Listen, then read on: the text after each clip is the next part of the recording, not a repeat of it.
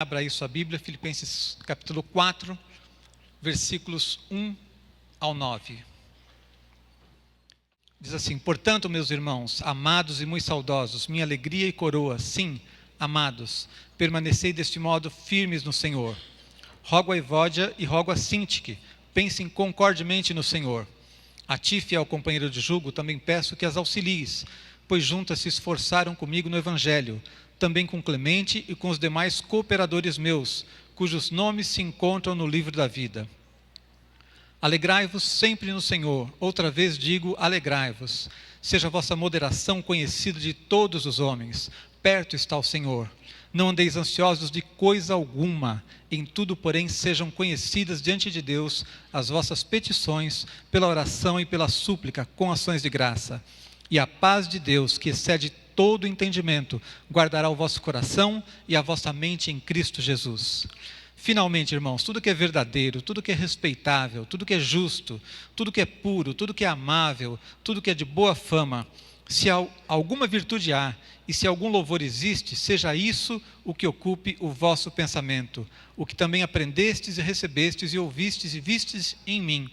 Isso praticai e o Deus da paz será convosco. Amém? Esse texto fala da paz de Cristo nos nossos corações. E eu quero falar com vocês, esse provavelmente, se você já é membro da igreja há alguns anos, e se você permanecer por muitos anos aqui, eu também, você vai me ouvir pregar outras vezes sobre esse texto. É um dos textos que eu mais gosto de pregar, além do próprio livro de Filipenses, que é um livro maravilhoso. E por que eu gosto tanto desse texto? Porque ele fala de muitas coisas extremamente práticas e profundas para as nossas vidas. Quando eu li esse texto, eu vi que ele fala de muitos aspectos, de muitos assuntos, mas existe algo que dá unidade para esse texto. 2 vezes ele conclui o seu argumento falando da paz. Então ele começa falando das irmãs lá, Evódia e Sintique, que parece que tinham algum problema, etc. E daqui a pouco ele chega no versículo 7 e diz que a paz de Cristo, aquela paz que excede todo entendimento, vai guardar o nosso coração. Depois parece que ele muda de assunto de novo e começa a falar daquilo que a gente deve pensar, não é? Tudo aquilo que é bom, tudo aquilo que é agradável, que existe algum louvor, enfim, aquilo que agrada a Deus, isso deve ocupar o seu pensamento. E aí ele conclui de novo, e a paz de Cristo vai então guardar os vossos corações. Então 2 vezes ele conclui o assunto dizendo assim, o que eu estou falando é sobre a paz de Cristo no seu coração. Amém? Então eu quero que a gente entenda isso, porque viver em paz, ter a paz interior é fundamental na vida de todos nós. Amém? Todos concordam? Todos precisam da paz de Jesus na sua vida? Olha, tem uma coisa que é interessante, nós falamos bastante sobre batalha espiritual, porque a batalha espiritual é uma realidade. O mundo em que nós vivemos não é um mundo perfeito, é um mundo em que existem lutas. A Bíblia diz que o mundo jaz no maligno. A Bíblia nos ensina a respeito da batalha espiritual, então nós temos que estar atentos, entender e realmente combater essa batalha espiritual. Mas no meio dessa guerra, sabe o que você precisa ter? Paz. A nossa guerra é contra o diabo, mas eu preciso estar em paz. A nossa guerra contra o diabo não faz com que eu perca a paz. No mundo é assim, quem vai para a guerra normalmente volta todo arrebentado, não é? Vocês já viram histórias, tem muitos filmes mostrando isso, por exemplo, como os americanos que foram para a guerra do Vietnã, os ex-combatentes, quando voltam com a vida destroçada, acabada, porque o ambiente da guerra tira toda a sanidade, a paz interior daquelas pessoas. Na vida espiritual não é assim, amém? Você é um guerreiro de Deus, mas o mesmo Senhor nosso, que é o Senhor da guerra, que é o Senhor dos exércitos, é também o príncipe da paz. Então você vive num mundo em que não existe paz lá fora. Você vive num mundo em que você tem que participar da batalha espiritual, sim, mas você, no seu coração, nas suas atitudes, na sua vida, precisa ser uma pessoa cuja marca é a paz de Cristo. Amém? Eu quero então falar com vocês sobre 3 aspectos em que o texto nos fala sobre essa paz de Deus que enche os nossos corações, e como o texto mostra claramente que existem algumas atitudes que nós precisamos ter para que essa paz esteja na nossa vida. A paz interior, a paz no seu coração, a paz na sua vida, depende da maneira como você enfrenta a vida, de como você lida com as coisas. Então, em primeiro lugar, o texto fala sobre a paz no âmbito social. E qual é a atitude que ele nos pede? Relacionamentos construtivos. Veja o que diz o texto, versículo 2 ao 5. Rogo a Evódia, rogo a Sintique, pensem concordemente no Senhor. A ti, fiel companheiro de jugo, também peço que as auxilies, pois juntas se esforçaram comigo no Evangelho, também com Clemente e com os demais cooperadores meus, cujos nomes se encontram no livro da vida. Alegrai-vos sempre no Senhor. Outra vez digo, alegrai-vos. Seja a vossa moderação conhecida de todos os homens. Perto está o Senhor. O texto não explica o que aconteceu, mas Paulo estava preocupado com duas irmãs que aparentemente tinham tido um desentendimento. Evódia e Sintique tinham brigado por algum motivo. E Paulo, ao escrever a carta para os Filipenses, uma carta que só tem elogios, num momento ele diz assim, olha, peço que você auxilie essas duas irmãs a voltarem a viver em paz. Não pode ser desse jeito, não podemos permitir que a nossa paz seja roubada. Não podemos permitir que a nossa vida seja manchada por brigas e ressentimentos. Eu li certa vez um livro que comparava os cristãos ao porco-espinho. Ele dizia assim que o porco-espinho é um animal, todo mundo conhece, não é? Que por causa do frio, ele às vezes precisa se juntar com os outros, ele se aproxima dos outros para se aquecer. Só que quando ele se aproxima, eles começam a se espetar. Então parece com a vida de muitas igrejas, de muitas pessoas, que a gente precisa estar junto, mas aí a gente começa a andar junto demais, e a gente começa a conhecer um ao outro, começa a perceber as fraquezas, os erros um do outro, e a gente começa a se estranhar, não é? Aí a gente se afasta, mas a gente precisa viver em comunhão, não é? Talvez existam pessoas aqui que em algum momento se afastaram da comunhão por causa de tristezas, de decepções. Nunca deixe que isso entre no seu coração. Jesus nos chamou para fazer parte da sua família, do seu povo. Sabe, hoje em dia muita gente pensa em ser cristão sozinho, autônomo. Cristão autônomo, ele vive, eu estou na minha casa, eu oro sozinho, eu leio a Bíblia sozinho, eu não preciso de ninguém, ninguém precisa de mim, autônomo, né? Isso não existe, nós somos povo de Deus, somos família do Senhor, amém? Por isso Paulo escreveu, então, para que essas duas irmãs fossem auxiliadas para voltar a viver em paz. Pode parecer uma coisa pequena, puxa, por que Paulo foi se preocupar com o problema de duas irmãs ali? Ele raramente fala disso.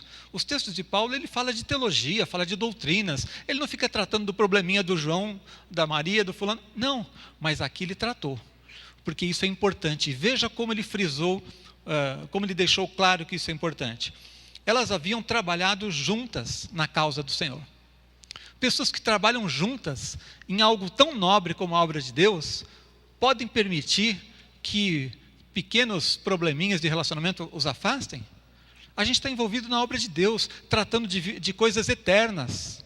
Como é que a gente pode permitir que algo assim nos atrapalhe? Então ele diz, peço que as auxilies, elas juntas se esforçaram, são cooperadoras.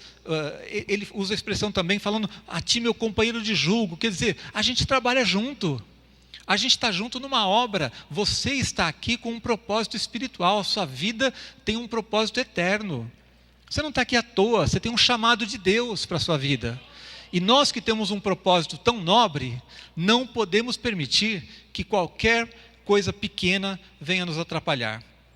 A gente começa a trabalhar na igreja às vezes, e aí a gente começa a se aproximar, o pessoal do louvor está sempre junto, ensaiando, o coral, os diáconos estão sempre trabalhando, começam a surgir pequenos problemas.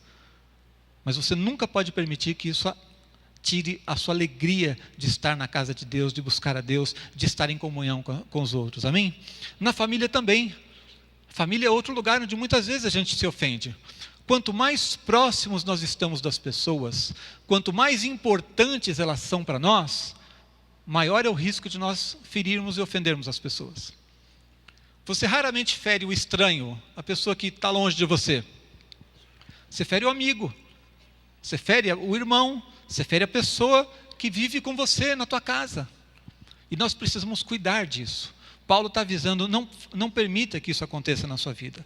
O que precisa ser a marca da nossa vida é a gente lembrar que nós temos o nosso livro escrito no livro da vida, Paulo diz.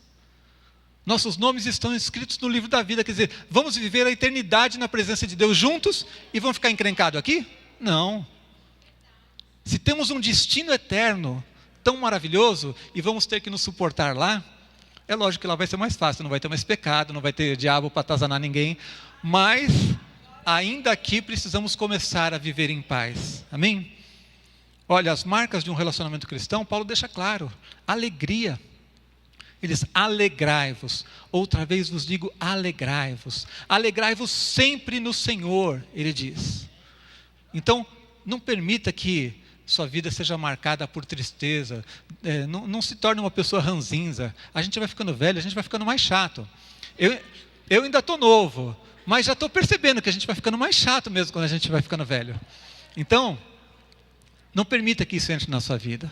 A sua vida, a Bíblia diz, seja marcada pela alegria. Alegrai-vos no Senhor. Outra marca da nossa vida, quando ele diz assim, que a nossa moderação deve ser conhecida por todos. O que é essa moderação? Tem gente que pensa assim, moderação, nem tanto ao mar, nem tanto à terra, né? Vamos fazer as coisas mais ou menos. Não é isso. Essa é uma palavrinha que o sentido original dela no grego não tem nada a ver com isso. Moderação ali tem a ver com benignidade. Sabe, você tratar as pessoas bem, você olhar para elas com bons olhos, você não ser crítico na maneira de avaliar os outros. Jesus criticou duramente os fariseus porque eles não viam os próprios erros e viam os erros dos outros. Então, olhe para si mesmo e seja mais misericordioso com as pessoas quando elas falharem com você. E ele diz claramente, olha, seja a vossa moderação conhecida de todos. As pessoas têm que olhar para você e saber que você é um pacificador, que você é uma pessoa misericordiosa, que você é uma pessoa que vive a alegria do Senhor, amém? Deve ser conhecido, deve ser visível para os outros. Ele ainda diz assim, olha, perto está o Senhor. O que será que ele quis dizer nessa hora? Ele está falando, olha, alegrai-vos do Senhor, seja a vossa moderação conhecida, e tal. Perto está o Senhor. Tem duas interpretações aqui, e as duas são boas. Uns creem que ele está dizendo assim, olha, perto está o Senhor, quer dizer, Jesus vai voltar, gente. Vocês estão brigando por bobagem, quando existem coisas muito mais importantes. Jesus vai voltar, perto está o Senhor. Outros entendem que ele está dando um puxão de orelha mais forte, dizendo assim, Deus está vendo. Perto está o Senhor. E eu acho que as duas interpretações são boas. Amém? Perto está o Senhor. Como é que eu vou ficar brigando com meu irmão? É como se Jesus estivesse aqui do lado e eu estou brigando com... Peraí, ele está aqui do lado, ele está com a gente. Ele está no nosso coração. Ele está perto. Ele não está longe lá e que não está vendo nada. Ele está vendo o que está acontecendo. Então, seja correto nos seus relacionamentos. Procure ser uma pessoa que vive em paz. Não vive em guerra com os outros. Motivo você vai ter. Eu não disse que você não tem motivo. Motivo você vai ter. As pessoas falham, as pessoas erram, mas seja misericordioso como você gosta que as pessoas sejam misericordiosas com você. Seja um pacificador e não alguém que quando sabe que tem um problema, pega no telefone ou sei lá no WhatsApp e sai botando botando lenha na fogueira. Não semeie divisões, semeie a paz, amém? Esse é um chamado de Deus para nós. Nossos relacionamentos precisam ser abençoados. Precisamos parar de nos ferir. Precisamos abençoar. Quando as pessoas passam pelas nossas vidas, elas têm que sair melhores. Elas têm que ser abençoadas por nós. Amém? Então, cuide disso, especialmente nos relacionamentos mais próximos. Tua família, teus irmãos, teus companheiros de ministério na igreja. Guarde o seu coração para que nunca você permita que essa separação aconteça na tua vida. Amém? Mas não parou por aí. Depois de falar do problema das irmãs, da Evódia e Sintique, Paulo fala de um outro nível. A paz tem vários níveis. E não é só no nível dos relacionamentos que nós temos que ter paz. Ele falou de um segundo momento agora, sobre a paz no nível espiritual, ou seja, as nossas vidas precisam encontrar a paz através da entrega na oração. Vamos ler o versículo 6 e o versículo 7? Veja que parece que ele mudou muito de assunto, né? Ele esqueceu do problema das irmãs, mas ele ainda está falando da paz de Jesus. Agora ele diz assim, não andeis ansiosos de coisa alguma, Em tudo, porém, sejam conhecidas diante de Deus as vossas petições, pela oração e pela súplica com ações de graças. E a paz de Deus, que excede todo o entendimento, guardará o vosso coração e a vossa mente em Cristo Jesus. Amém? Glória a Deus. Quantos já estiveram ansiosos em algum momento na sua vida? Hoje também, vai. Ansiedade tem sido descrito como o mal do século. As pessoas dizem que a ansiedade é o mal do século, porque é uma das doenças mais comuns do ser humano na vida moderna. E a gente vive numa cidade assim. Eu vi certa vez, já contei aqui numa outra palavra, que uma pesquisa apontou São Paulo como a cidade mais doente mentalmente no mundo. E aí inclui todas essas coisas, estresse, ansiedade e tal, né? Então, é lógico que a gente tem motivos aí fora para provocar ansiedade na nossa vida. Mas ansiedade é o oposto de paz. Alguém aqui que já conseguiu a proeza de ficar em paz estando ansioso? Não dá. É água e óleo, não combina, não junta. Ou você está em paz ou você está ansioso. Amém? Ou você está em paz ou você está ansioso. Então, Paulo agora, ele começa a falar de um outro nível. Não somente dos relacionamentos, da gente respeitar os outros, tratar os outros com dignidade, etc. Mas ele começa a falar sobre viver em paz. E ele diz assim, que a gente não deve estar ansioso por coisa alguma, mas em tudo sejam conhecidas as nossas necessidades através da oração. Sabe o que isso significa? Que você não pode permitir que a ansiedade domine sua vida em absolutamente nada. Ele está incluindo aqui as coisas que você acha grandes demais e aquelas tão pequenininhas que você acha que Deus nem se importa. Não andeis ansiosos de coisa alguma, ou seja, mesmo aquilo que você acha que é um problemão, que merece você ficar ansioso, não fique. E mesmo aquelas coisas pequenininhas que você diz, isso Deus nem se importa sim, porque Ele diz, em tudo sejam conhecidas diante de Deus as vossas petições, as vossas necessidades, através da oração, da súplica. Tudo o que nós precisamos, precisa ser apresentado diante de Deus, através da oração, amém? É através da oração que você vai ter a paz interior. Não tem nada a ver com a sua personalidade. Alguns são mais expansivos, outros são mais quietos. Todos ficam ansiosos. Todos. E todos podem encontrar a vitória através da oração. O segredo é claro, é uma atitude, é oração, se você quer viver em paz, amém? Interessante que ele diz assim, sejam conhecidas diante de Deus. Espera aí, Deus não é onisciente? Deus é onisciente ou não? Mas ele diz que pela oração as nossas necessidades são conhecidas diante de Deus. É claro que Deus sabe, não é? Eu trouxe meu sobrinho pequenininho com 3 anos na igreja há muito tempo e estava na reunião de oração que a gente fazia antes do culto, acho que a Marluce dirigindo até. E aí ele, primeira vez que veio na igreja, não entendia nada, né? Momento de intercessão ali. Eu falei, Duda, oração você pede para Deus o que você precisa e tal, sua família. Ele falou assim, para quê? Ele não sabe de tudo? E muita gente pensa que é assim, já que Deus sabe de tudo, eu não preciso falar. Já que Deus sabe de tudo, eu não preciso orar. Não, Deus toma parte do problema quando você ora. É isso que Paulo está dizendo. Conhecer, Ele conhece tudo, Ele é onisciente. Mas Ele toma parte da sua história. Ele toma parte no seu problema. Ele vem estar do seu lado, Ele vem se associar com você para vencer aquilo. Amém? Então, quando nós oramos, nós estamos trazendo o poder de Deus para o nosso lado. O problema é grande demais, só que quando você está sozinho, o problema é enorme. Quando está você e Deus, o problema, vai lá para baixo.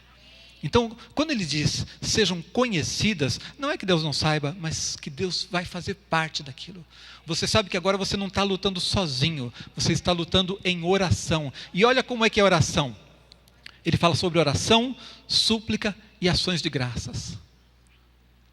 O que é oração é uma expressão mais genérica. Quando ele fala de súplica, ele está falando daquelas coisas específicas. Aquilo que você precisa, sabe? Aquela bênção que tem nome, endereço, você sabe exatamente o que você precisa, você coloca diante de Deus a sua necessidade, isso é súplica. E aí ele fala também sobre ações de graças. Por que é que no momento que eu estou orando, eu estou preocupado, eu estou pedindo algo para Deus, por que é importante que eu me aproxime de Deus com ações de graças? Eu estou num momento que eu preciso procurar, buscar, eu não vim aqui para agradecer, eu estou buscando. Lembre-se, toda oração deve ser envolvida por ações de graça. Sabe o que isso faz? Em primeiro lugar, honra a Deus. Em segundo lugar, alimenta a sua fé. Porque quando você começa, mesmo que você esteja lá tão preocupado, ansioso por um problema específico, você começa a agradecer a Deus, você olha para trás e vê que Deus já agiu na sua vida, amém? Você olha para trás e vê que você pode agradecer a Deus por um problema maior ainda do que esse, que um dia Deus já te deu vitória, amém? Então, ações de graça faz a gente olhar para trás e ver o que Deus já fez. Ações de graça, você também já começa a agradecer pelo que vai vir. E mais uma vez, está alimentando a sua fé. Você está profetizando a bênção que você ainda não viu. Então não entre diante de Deus só abrindo sua caixinha de reclamações. Pode reclamar, pode chorar, pode pedir, pode clamar, não é? São as súplicas. Mas lembre-se que a sua oração deve ser envolvida por um ambiente de gratidão, ações de graça. Diga o que Deus já fez, diga o que você crê que Deus vai fazer, e a sua fé vai estar sendo alimentada, e você vai estar honrando a Deus também. Qual é o resultado disso? Ele diz que a paz guardará os nossos corações. Coração e mente, emoções e pensamentos vão estar guardados. Sabe o que significa isso? Literalmente colocar guardas em volta. Sabe quando alguém quer praticar algum ato ilícito, mas você está protegido, você está cercado? É isso que a paz vai fazer, vai proteger a sua mente e o seu coração. Quando a gente está ansioso, a gente faz burrada. Alguém aqui já fez burrada por estar ansioso? Muitas. É difícil não fazer burrada quando a gente está ansioso, não é? Para começar, a gente começa a derrubar tudo, tropeça. Quando você está ansioso, tudo dá errado. Você esquece as coisas, dá uma confusão. Mas não é só por fora, não é só porque a gente fica estabanado, não. Fica confuso lá dentro. E quando está confuso lá dentro, você decide errado. Quando você decide pressionado pela ansiedade, você decide errado. A paz de Deus guarda o nosso coração. Quantas vezes eu já me vi ansioso por algum motivo, preocupado por alguma coisa, precisando tomar uma decisão, precisando de uma direção, e aí quando você vai orar, o Espírito de Deus começa a falar com você, começa a dirigir sua vida, diz para você o que você tem que fazer, coloca seu coração em paz, baixa o nível daquela ansiedade e você entende tudo o que Deus tem para fazer. Amém? Então, sob efeito da ansiedade, nós tomamos decisões erradas. A ansiedade abre brechas, torna a gente vulnerável. A paz coloca guardas. A paz faz com que você esteja protegido, faz com que você esteja preparado para enfrentar as lutas, e aí você tem a vitória. A gente pode dizer que a paz faz parte daquela armadura do cristão. As nossas armas não são só a espada, não é só para bater, não. Nós precisamos estar protegidos. E essa paz de Cristo guarda as nossas vidas, guarda o nosso coração, guarda a nossa mente, para que a gente possa viver em paz assim. Então, pense um pouquinho aí, em que áreas da sua vida tem sido dominada pela ansiedade? Hoje em dia, a gente tem ouvido muitas notícias ruins, não é? A gente liga uma TV, a gente assiste um noticiário, muitas notícias ruins o tempo todo. Eu acho que faz tempo que a gente não ouvia tanta coisa ruim, não é? As notícias na economia, as notícias do mundo, né? A gente fica sabendo de tudo que está acontecendo no mundo o tempo todo. Esses dias aí, todo mundo, quando acabou a eleição aqui, a gente está preocupado com a eleição dos outros. E a gente continua sempre ansioso, preocupado, ouvindo notícia ruim. Difícil ouvir uma notícia boa. A gente precisa guardar o nosso coração, amém? Então pense aí, onde é que você tem andado ansioso? Qual é a área da sua vida que você tem se sentido vulnerável? Às vezes é com a nossa saúde. Problemas de saúde tiram a paz da gente se a gente não cuidar. Problemas financeiros tiram a paz da gente.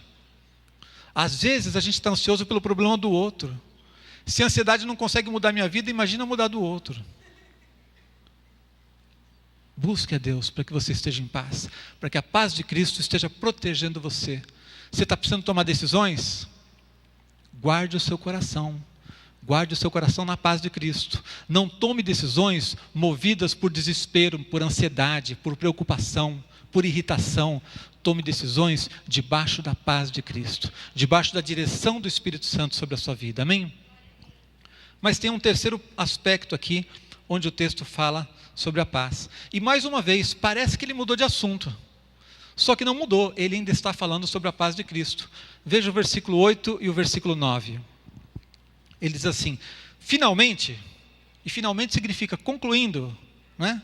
Irmãos, tudo que é verdadeiro, tudo que é respeitável, tudo que é justo, tudo que é puro, tudo que é amável, tudo que é de boa fama, se alguma virtude há, se algum louvor existe, seja isso o que ocupe o vosso pensamento.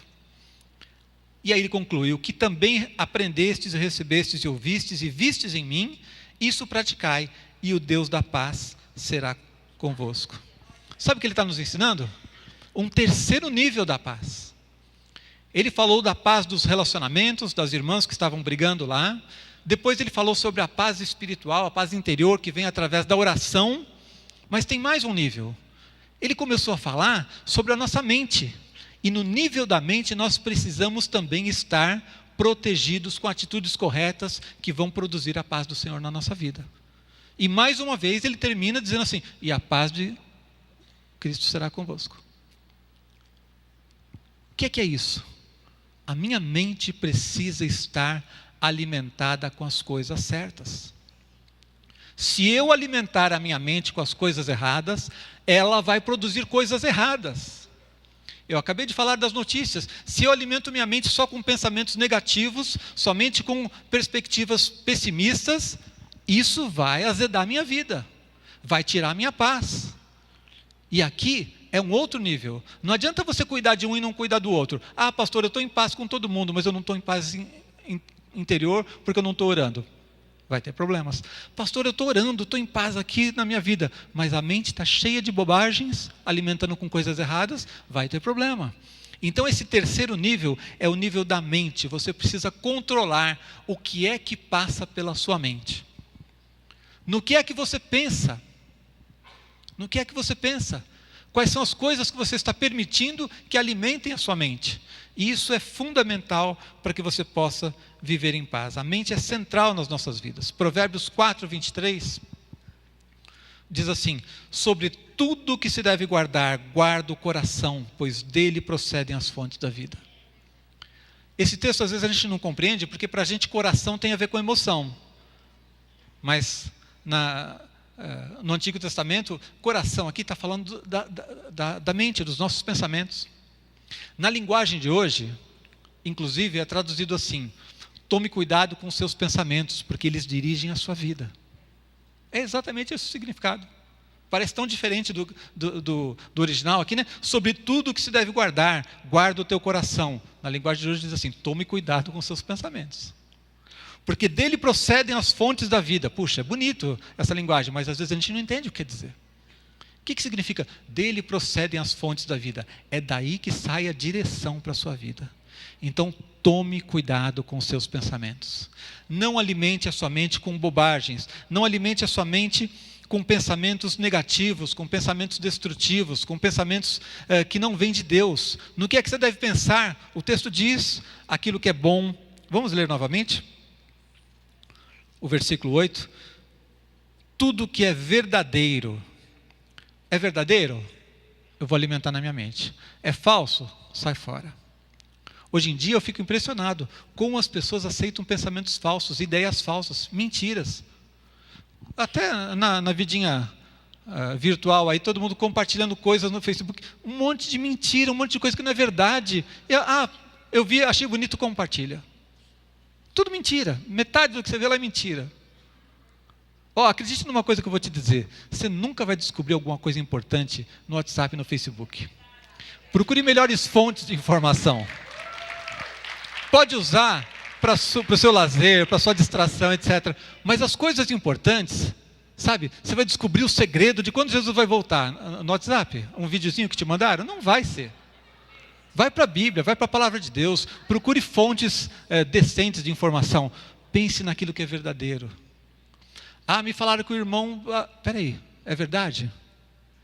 Me disseram que o Dadinho está com raiva de mim. É verdade? É nada. Nunca. Já tem mais de 30 anos para ter raiva de mim, não ficou até hoje, não vai ficar nunca mais. Eu soube que... É verdade. Alimente sua mente com aquilo que é verdadeiro, com aquilo que é puro. O que mais ele diz? Tudo que é respeitável. É respeitável? Você está conversando com seu irmão lá, você está compartilhando alguma coisa. É algo respeitável? Todo mundo pode ver? Ou tem que ser escondido porque não é respeitável? É justo? É puro? É amável? Ou seja, é algo que faz bem para as pessoas? Se não é amável, guarda. Tudo que é de boa fama, vamos lá, vale compartilhar isso? Então, se alguma virtude há, se algum louvor existe, seja isso o que ocupe o vosso pensamento. A sua mente é de onde procedem as fontes da vida. Tudo o que você vai fazer, o que você vai experimentar.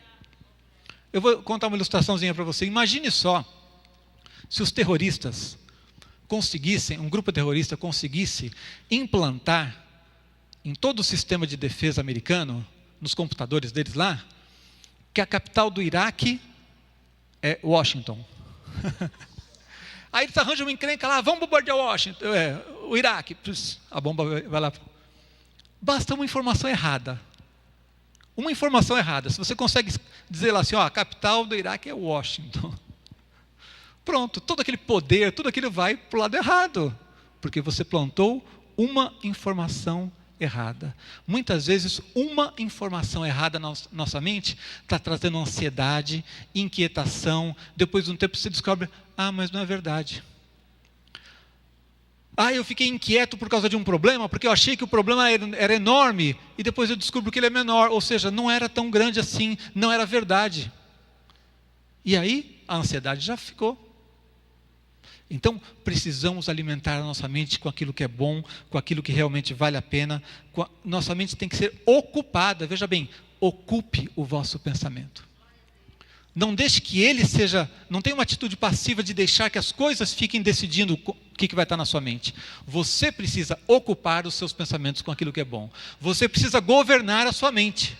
Você precisa governar os seus pensamentos. Amém? Eu vi uma vez uma historinha, eu vou contar para vocês. Gibi também é cultura, sabia? Ainda existe gibi? Dá para comprar? Dá. Até jornal está difícil de achar, de papel, né? Tudo digital hoje em dia. Eu li uma vez uma historinha do professor Pardal. Quantos conhecem o professor Pardal? Ele inventou uma máquina fotográfica que na hora que fotografava, saía o pensamento da pessoa. Tem gente que riu, tem gente que ficou preocupada já. Assim, meu Deus, se acontece um negócio desse de verdade. Então ia lá o tio Patinhas fechar um negócio, cumprimentando a pessoa, sorrindo, e tirava a foto, saiu o pensamento dele, eu vou passar a perna nesse cara. Imagina a confusão que deu. Imagina por um instante, se alguém inventasse uma desgraça dessa. Quem é que ia botar no Facebook as fotos dos seus pensamentos? Aquilo que está ocupando o seu pensamento pode ser revelado? Se não pode ser revelado, não está passando no teste aqui. Não é puro, não é amável, não é de boa fama, não há louvor nisso. Então, preste bem atenção. O que está ocupando o seu pensamento, é lógico que nenhum de nós escaparia ileso aqui, né? Nenhum de nós. Não tem ninguém que nunca pense bobagem em algum momento. Mas a questão é a seguinte: como é que isso está sendo? Acontece de vez em quando, e você logo se livra daquele pensamento ruim? Você ora e busca alimentar sua mente com outra coisa? Ou você está constantemente pensando bobagem? Constantemente remoendo sentimentos, coisas que não deveriam estar na sua vida? coisas que não podem estar ali. Como é que estão os seus pensamentos? O que você está armazenando, alimentando no seu coração? O que é que está conduzindo a sua vida? Porque talvez você diga assim, não pastor, mas eu vou fazer certo. Mas você está pensando errado o tempo todo e você acha que você vai fazer certo? Se você pensar errado o tempo todo, em algum momento, esse pensamento vai produzir uma ação. Então, vamos guardar o nosso coração. A paz não acontece por acaso. Eu preciso alimentar minha mente com o que é bom. Amém? Então, são 3 níveis. Nos relacionamentos, eu preciso ter relacionamentos construtivos, marcados pela alegria, por aquela moderação, ou seja, benignidade. Eu preciso ser bondoso com as pessoas. Eu preciso ser paciente com as pessoas. E isso não é para alguns, é a vontade de Deus para todo mundo. Ah, pastor, mas eu tenho um pavio curto, então não acenda. Se o pavio é curto, não acenda. Amém? O segundo nível é o nível interior, espiritual. Como é que você tem paz interior no meio de um mundo desses? Oração, oração. Gaste tempo em oração. Amém? E o terceiro nível, a sua mente. Sua mente vai produzir coisas ruins se ela for alimentada de maneira errada. Faça esse teste de vez em quando. Lembre-se desse versículo, 4:8, tá? Filipenses 4:8. Leia de vez em quando. Veja se as coisas que você está pensando passam no teste. É puro, é amável, é de boa fama, é respeitável. Agrada a Deus isso que eu estou pensando? Se não, tira fora e substitua por outra coisa que agrade a Deus. Amém? Eu queria orar pela sua vida, porque eu tenho certeza de que todos nós aqui precisamos da paz de Cristo. Amém? Da mesma maneira, eu tenho certeza de que nenhum de nós é perfeito em nenhuma dessas áreas. Mas nós podemos crescer. Nós podemos sair daqui hoje com uma atitude diferente. Nós podemos sair daqui com decisões a respeito das nossas vidas. Eu preguei essa palavra há algum tempo atrás, há alguns anos, e no dia seguinte eu vi uma pessoa vir aqui à igreja conversar com um pastor, para dizer para ele, pastor, eu estava com um problema de relacionamento com você, eu estava chateado. E eu fiquei muito feliz por isso, porque não há nada que alegre mais a gente do que ver o resultado real de uma pregação. A pessoa tomando posição diante de uma palavra, tomando atitudes. Então, não viva em guerra com ninguém, viva em paz. Vive em paz com as pessoas mais próximas de você. Vive em paz na igreja, na tua família, aqui na banda. Amém? Vamos viver em paz. Mas você precisa ter a paz interior antes. Busque a Deus para que você seja fortalecido. Vamos ficar em pé, vamos orar. Eu quero orar pela sua vida.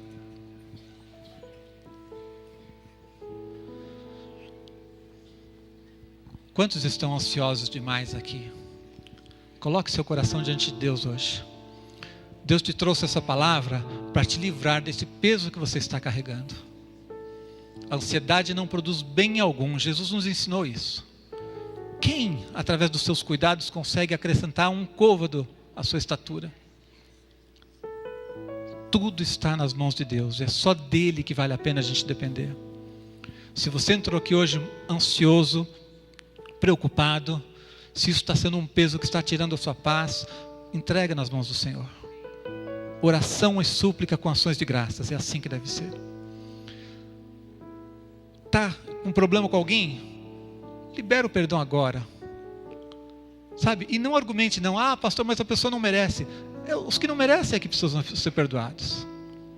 Quem merece, quem está fazendo tudo certo, não precisa de perdão. Libere o perdão no seu coração. Acerte os seus relacionamentos. E por fim, coloque no seu coração, na sua mente, aquilo que agrada o coração de Deus. Amém? Pai, eu quero colocar cada vida aqui diante do Senhor.